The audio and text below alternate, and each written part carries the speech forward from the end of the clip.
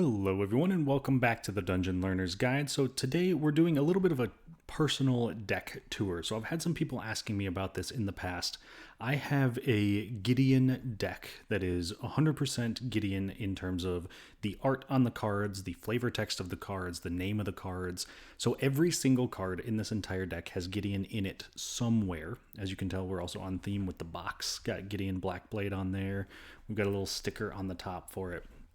But this deck is kind of like, for all intents and purposes, almost like my baby when it comes to my commander decks. We even have Gideon sleeves, of course, gotta fully represent. But I wanted to kind of show it off because I've talked about it quite a bit on the channel, but I wanted to make sure that I could actually kind of show it off and give it, some of that spotlight that I personally think it deserves.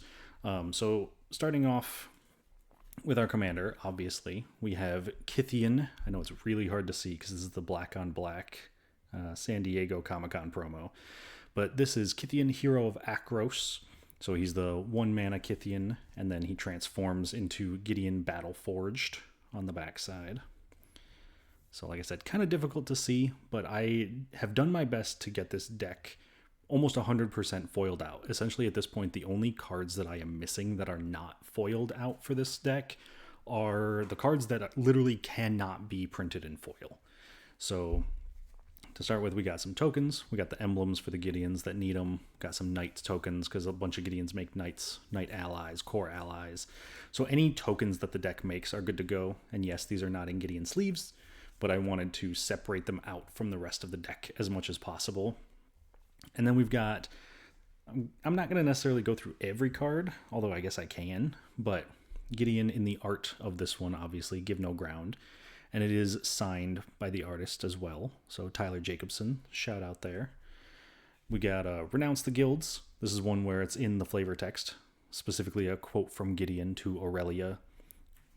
Near-death experience. Once again, Gideon in the art, signed by the artist. This one's Dan Scott. Got Oath of Gideon, kind of self-explanatory, in the art and the name.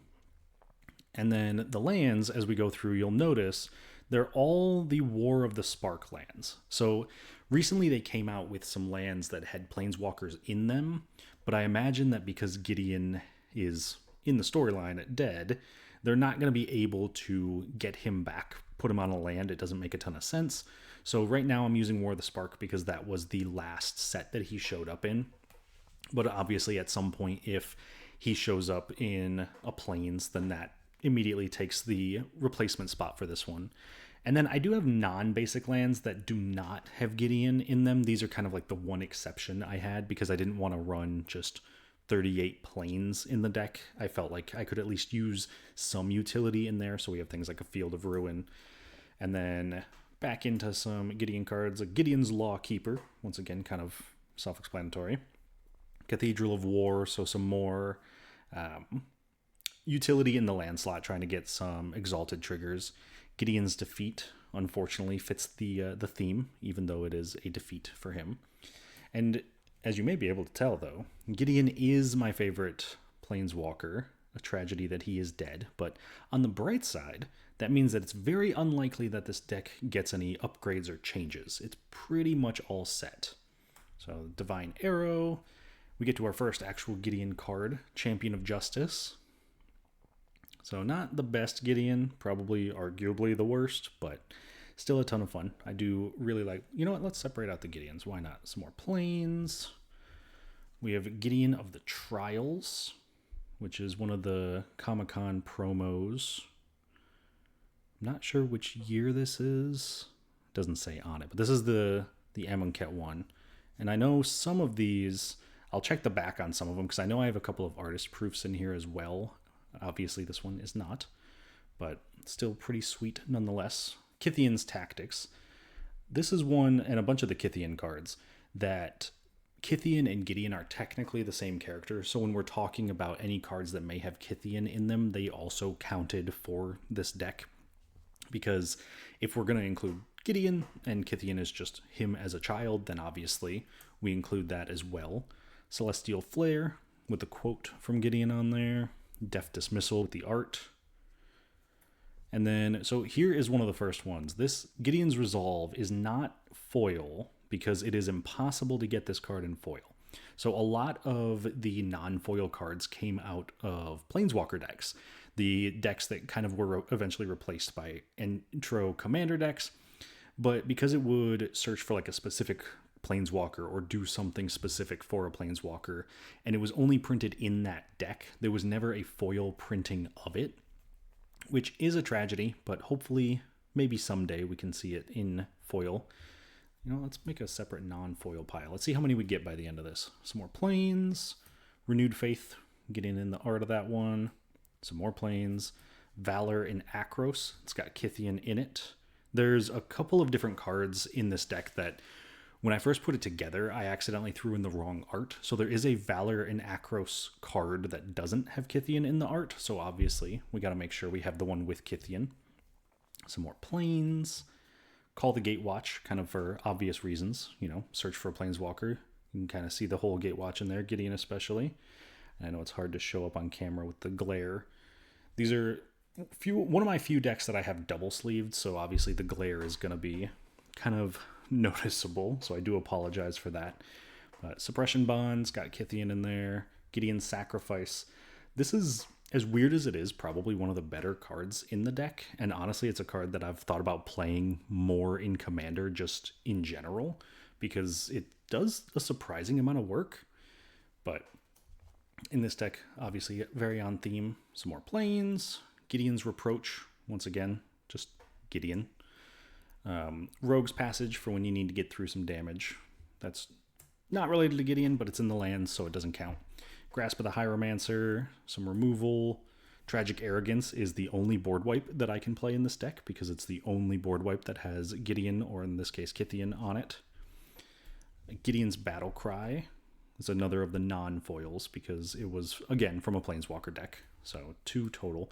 And you can usually tell they're from a Planeswalker deck because they'll specify, like, search your card, search for Gideon the Oathsworn, and reveal it, put it into your hand. So Inspired Charge. This is, again, another one that has multiple different arts. And so I had to go out of my way to make sure that we got the one with Gideon on it. Some more planes, bunch of planes. Desperate Lunge. Get Gideon fighting Nicol Bolas. And then, so when there was like a spell book for Gideon that came out. They did a Chandra one. I think they did a Liliana one maybe. Oh no, it was Jace. They did Jace. They printed a lot of cards that weren't originally flavored to have Gideon in there or on there. So that's where we're able to get cards like Rest in Peace. Just kind of these generically good cards that have the Gideon art on there. So I am very appreciative of that for this deck. Here we go. The OG original Gideon Jura. This is also from the Gideon spellbook. I just really like the frame. I don't know how much it shows up on camera here because of the glare, but the frame is like a very nice gold white-ish. So it's not your typical frame that you'll see. Oh, he goes over here, doesn't he? Gideon stack. Trusted Pegasus. War of the Spark had quite a few Gideon cards in there because he was a pretty big mainstay to the story there. Got a Gideon Marshall Paragon. And so this is one of the Planeswalker deck Planeswalkers. They're not great, especially considering it's 5 mana for what is essentially just like a 5/5 creature with his 0 ability. But this is probably the most playable of all the Planeswalker deck Gideons. It's alright. That -10, if you can ever possibly get there, is game winning, but the +2 is alright.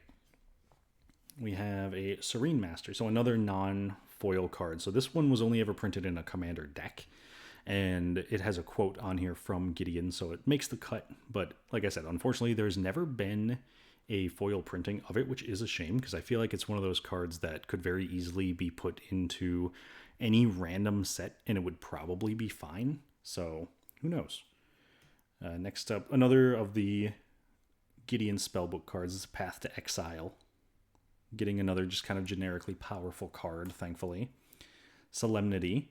Phenomenal card to have for this deck because it takes counters or prevents counters from being put on anything except for Planeswalkers, which works out very well for us. Got some more planes. We got another spellbook card. in True Conviction, giving everything double strike and lifelink, which is very good when you have a board of indestructible Gideon creatures. Got a Gideon of the Oathsworn, so another of the Planeswalker deck Gideons. And this one, it's whenever you attack with 2 or more non-Gideon creatures, put a counter on each of them as his passive ability, which is okay. If we're being perfectly honest, we don't have a ton of creatures in the deck, so that doesn't come into play super often. We got a Board the Weatherlight, so another one that is signed by the artist. And let's see, the artist on that one looks like another Tyler Jacobson. So a decent amount of art coming from him, which is sweet. Knight of the Pilgrim's Road. It's got Gideon in the flavor text. Same thing with Act of Heroism. Gideon in the flavor text to that one. And a lot of them, like Bulwark Giant, for example, got Gideon in the flavor text. So a lot of them are just kind of general flavor, which I think is nice. It adds to the theme of the deck. Got a Steadfast Cather, which again, quote from Gideon in the flavor text, also signed by the artist. This one's also a Dan Scott. So very cool there. Some more planes.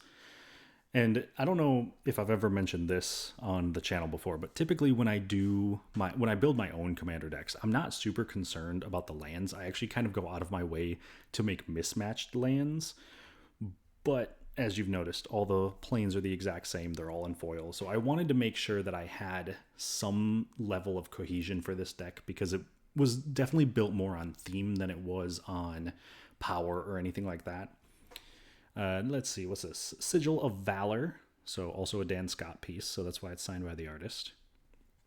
And this one, I believe it has Gideon in the flavor text. Yep, so right there. So that's why it makes the cut. Boros Elite, also a flavor text card. And this one just barely makes the cut because it's a quote from Aurelia that's being said to Gideon. So he just barely gets in the deck. Got planes. We got a Swift Reckoning, which has got Kytheon on it. A little bit of an older Kytheon. Kytheon's irregulars. So while they themselves are not Kytheon, they are his irregulars and therefore make the cut. Ironclad Crovod is another flavor text one. Some more planes. Scavenger Grounds, because, you know, non-basic lands definitely need some graveyard hate. And then Unquestioned Authority was one that I struggled with for a little bit to find the actual version of it, because there's a couple of different artworks that don't have Gideon on there or don't have the flavor text from Gideon. So I had to make sure I got the correct one. And then this is one of the crown jewels of this deck, the Anointed Procession. It is a foily because, you know, got to make sure we foil it out.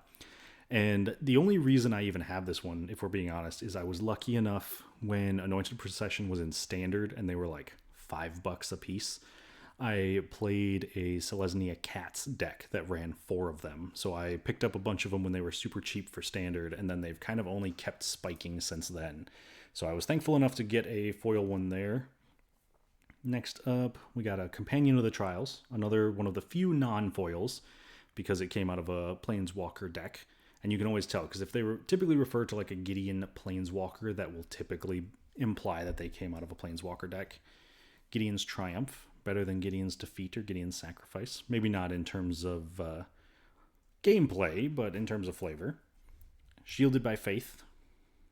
So another one from the not the Planeswalker deck, the spellbooks, right? Gideon's Phalanx, obvious. Gideon Blackblade. Another of the... actually, you know what? No, this one wasn't Comic-Con. This is the Secret Lair Shattered Glass promo.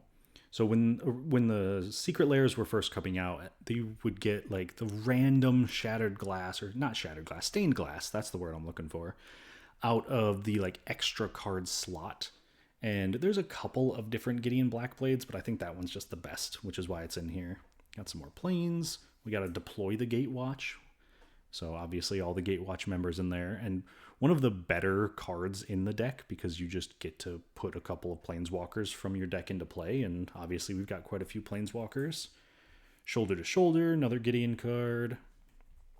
Myriad Landscape, some ramp in our basic land slot, if we can get it there.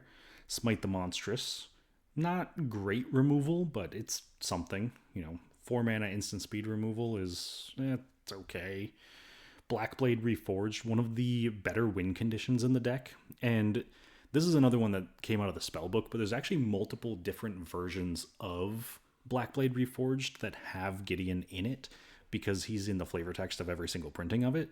But I think that obviously the border and the look of this one make it kind of the number one spot for this deck. Martyr's Bond, also very good. It's a great way when we have planeswalkers and things like that to be able to keep our board state, making sure that if anyone destroys our stuff, they got to sacrifice the same type of permanence. Gideon's Avenger doesn't look like much, but is actually very powerful. Whenever a creature an opponent controls becomes tapped, you put a counter on it.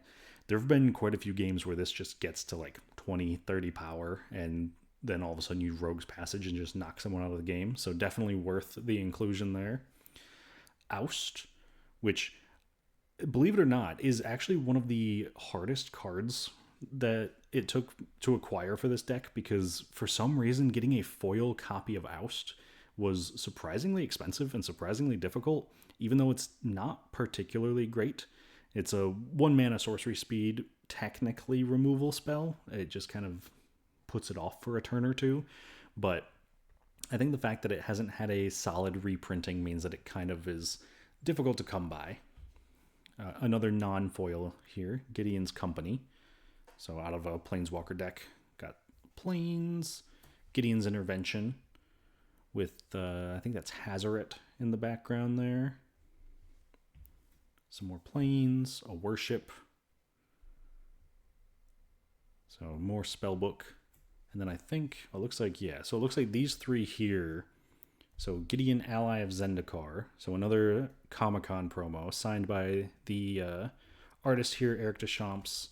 And I believe, oh no, this one is not a promo or an artist proof, but I believe these two are, because I was lucky enough to meet Eric Deschamps at a Magic Con a while back. Yeah, so this one's an artist proof of Terranika, and then I believe the collective effort is as well.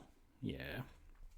I was lucky enough to meet him, and he had, his proofs. I thought about getting a proof for Ally of Zendikar, but it was so much more expensive. And if I'm going to buy, a Comic-Con promo, it's already going to be pretty expensive, plus the signature on top of it. So I just didn't feel like I could afford it at the time, but maybe someday. We'll see.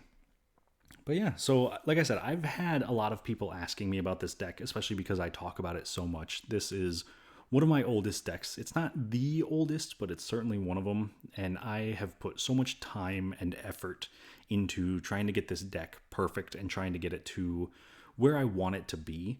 So if somehow I've missed any Gideon cards, please do let me know, because I'm not perfect. I'm sure I may have missed something here or there, but thank you for taking this little ride with me to take a look at one of my personal decks, one of my absolute favorite personal decks.